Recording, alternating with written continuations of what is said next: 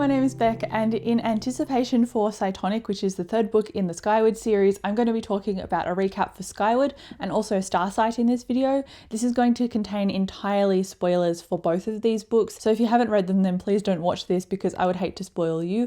But first of all, I'm going to recap Skyward, and then after that I'll recap Starsight. So the first part of this video is just Skyward. So what happens in Skyward? Spencer is our protagonist. She is fighting against the label of being a coward because she is trying to take in her father's footsteps in terms of going to the DDF, the flight school, and becoming a pilot herself, and he abandoned his flight crew, and we found out the reasons why in the end of this book as well. Additionally, when Spencer joins, she becomes a pilot. She's got her flight crew. Jorgen is her flight leader, and she's found her ship named Mbot in the caverns underneath Detritus. She also found Doomslug, who was under there as well. It was undetermined whether Doomslug was actually in the ship or if she was just in the caverns. I believe she was just in the caverns.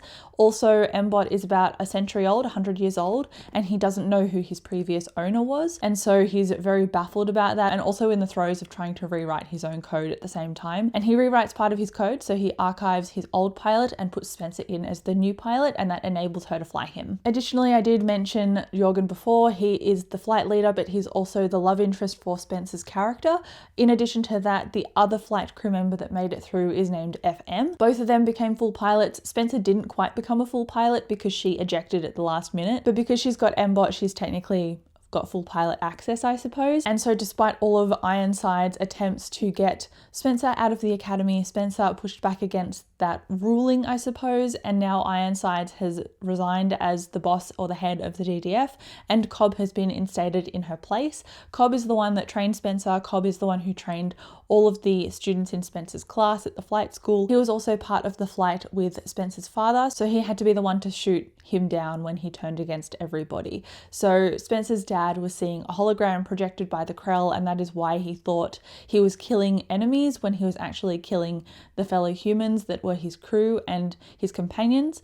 And so that is ultimately why everybody believed that he was a coward. Spencer tried to do the same thing and go up into the clouds to see what her father saw, and Mbot deflected all of the illusions that she was seeing so that she could fly her ship normally, because Mbot is a stealth/spy ship and he had the capacity to do that, whereas the normal pilot fighters that the DDF have don't have that capacity. So Spencer in this instance was saved by Mbot's capacity, and her father unfortunately suffered a fate of being killed at the hands of his crew members. In addition to that, the Krell, which are the alien creatures or the Space Force keeping the humans on the planet, they're keeping them there like a prison, it is discovered, and the humans obviously don't want to be kept like prisoners. They don't want to be extinguished whenever they try and grow, and naturally they're trying to fight back against that, and so they're escalating their forces against the Krell flight crews. There is also a magic system that is partly being explored in here with Spencer. She mentions being a Cytonic and that she's got particular abilities. Also, when she was sinking into these abilities in the final battle, we get Cytonic hyperdrive online, which is Mbot's capacity to teleport. So she engaged that at the end of this book, and now she's trying to reinstate it at the beginning of Starsight. Spencer's Gran is also of that Cytonic kind of nature, and so she is very much that old mentor kind of character with training Spencer in listening to the stars and wanting to claim the stars. And Spencer's Gran also had relations to the people who initially brought all of the humans to Detritus. So Gran's mother is the one that teleported everybody to Detritus for their own safety, and now Gran is obviously the last generation that really remembers that. So I think in the future we're going to get more world building in terms of what Cytonic means and the culture that comes with being a Cytonic, and we might get more of a history as to why these humans ended up on Detritus, which will be pretty interesting. And now for Starsight, a quick recap here. I just mentioned before that Cobb is now head of the DDF, and that is very much in place in this book. In this one, Spencer is trying to again reactivate her Cytonic powers, and she is in a battle with the Krell at the beginning of the book, and it's noted that they're starting to escalate their needs to fight the humans. They're getting more desperate and more versatile in the way they're doing that, which is making people in turn really worried about what the future of humankind is going to be like if they're escalating the way that they fight against them. So on the back of that, Spencer is like, I need to do something about this. At the same time, an alien called Alanik crashes onto the planet because she's trying to pull out of a flight maneuver, and while she is doing that, she's in critical condition because she crashes. Spencer just manages to save her life, and so Alanik inputs Cytonic thoughts into Spencer's head with a location, and that's where Jorgen encourages Spencer to go. She basically teleports herself with Mbot and Doomslug to a planet called Starsight, and it's an alien planet with millions of people on it. Not humans, just aliens. It's a planet run by the Krell and the Superiority, as they're known as, and Spencer meets the head Krell named Winzik, and she's also accepted into their military. So the Superiority, the Krell, are trying to build an army to protect themselves against what is called the Delvers, and we saw some video footage at the beginning of this book about the Delvers destroying human planets, and so that is coming into play a little bit later in this book where they're fighting against these creatures, and that's what the eyes are that Spencer encounters whenever she's using her Cytonic ability. If she is seen by the eyes, that is the Delvers noticing her in the nowhere, which is the space in between when she teleports. So you don't want them to notice you, because then they'll come to your location and they're big enough to destroy an entire planet and consume it. So naturally, to fight against that, the Krell don't want to take on this appearance of being too aggressive, because that's what they deem humans to be, and there's a whole hierarchy with being a better race that is less aggressive. That is idealized, but now they're tapping into the lesser races to bring them in so that they can form a military to help the Krell eliminate places like detritus, which are human colonies. There's apparently more than one, and that is what Winzik's goal is, to get rid of all the humans, and that is what he's essentially going for in terms of trying to get detritus destroyed. So while she's at the military, Spencer forms a Flight 15 based on the experiences that she had in the first book with forming a crew. So she forms Flight 15 with these other aliens, and I wrote them down so I wouldn't forget. They are Vapor, Mortimer, Braid, and Hisho. And Braid is actually another human, but she was taken from her parents at 7 years old and raised by Winzik. So she has been very much brainwashed, and she is a very nasty and aggressive person. Spencer keeps giving her little moments to make her own choices to see if she will deviate from the brainwashed path that Winzik has pushed her down, but it doesn't seem to be going that way, and she tends to be more of a villainous person that doesn't side with people or the side of good at all, because of the way that she's been raised by Winzik. The other characters, Vapor is literally just sense, so she doesn't have a actual form, but she can drive her own spaceship by herself by taking it over, which is pretty cool. She was in the first war with the humans, so when Spencer revealed to everybody that she was actually a human, Vapor was one of the ones to kind of be borderline but accepted her in the end. Hisho is the one that looks like a kind of fox/hamster creature, and it's him plus about 40 others in his spaceship, because there are so many of them and they're so small that they all fit into one and drive it together. So unfortunately in this book, Hisho dies, and that helps knit the crew together in terms of forming alliances, because Spencer goes out on a limb to convince Hisho of being an ally, and the way she does that is she lets all of her spaceship switch off. She attaches herself to it and lets herself out in gravity, and she's like, I promised you the first shot at a human, here's me, you can do it. And she really trusted him to choose the right thing, and he very much did. And on the back of that trust exercise, all of the crew, except obviously Braid, form alliances together. Mortimer is another one, and Mortimer is a copy of their parents. So in Mortimer's culture, their alien species are two parents. They come together to kind of merge and form a third being and test out the personality of that being to see if they like it. And that happens for about 6 months. And if they like it, then they will have that child, because they're satisfied with the personality of that child. So Mortimer really played a key role in this book, because they could see through all of the illusions. So when they're practicing in the military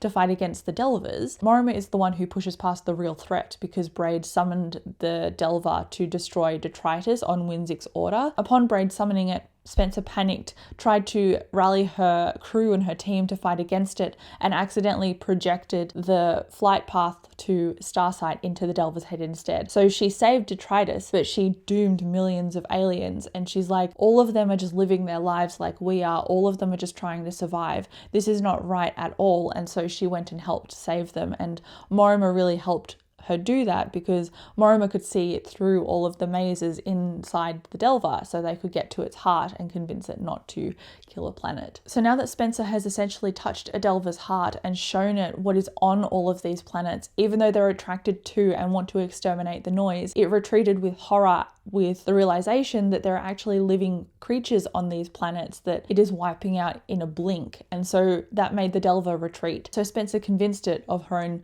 and everyone else's humanity, I suppose, which is a nice little touch in there to make what seems other actually relatable, which I quite liked as a general theme in Starsight. In addition to that, a lot happens at the end. So the Superiority are wanting to destroy Mbot and they succeed, but he also succeeds in his programming and he tells them lies. He makes them think that they are destroying him when he's actually copied himself. Another thing in his program that prevented him from copying himself in the past that he's managed to override, he copied himself to a little drone that doesn't have the same capacity that the ship does for thought processing. He copies himself to a drone, so it's just Spencer, Mbot the drone, and also Doomslug. And it's also revealed in here that Doomslug is the key to Cytonic hyperdrive, and at the end of the book, Jorgen finds hundreds of them underneath the planet of Detritus. So that is what Hisho and his planet had before the Krell came in, the Superiority came in and absolutely decimated them and destroyed them in order to exact control over Cytonic travel. So the Superiority are really the big bad guy here, and this set up a lot of politics in terms of pitting the humans as allies with the other aliens against what the Superiority is coming up with. So